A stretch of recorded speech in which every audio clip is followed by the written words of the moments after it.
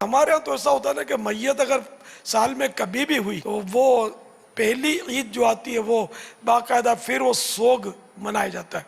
लोग ताज़ियत के लिए आते हैं, जाते हैं, रोते हैं, रुलाते हैं। ये आजकल हमारे यहाँ रवाज है।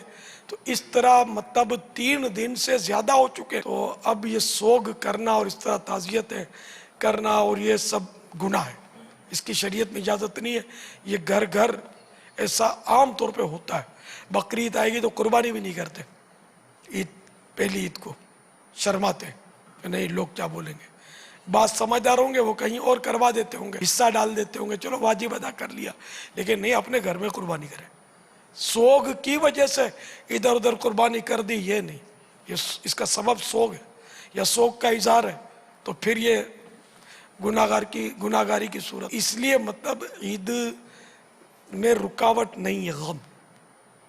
ईद उम्दा कपड़े पहने आदमी, उम्दा से मुराद ये कि नए या नए ना हो तो जो भी अपने घर में अच्छे कपड़े धुले हुए हों वो पहन रहे, नए ही ज़रूरी नहीं है। और अगर कोई आम सादा कपड़े पहन लेता है तब भी कोई गुनाह नहीं है, मुस्तहब है कि वो अच्छे कपड़े उम्दा कपड़े पहने हो सुन्नत के मुताबिक।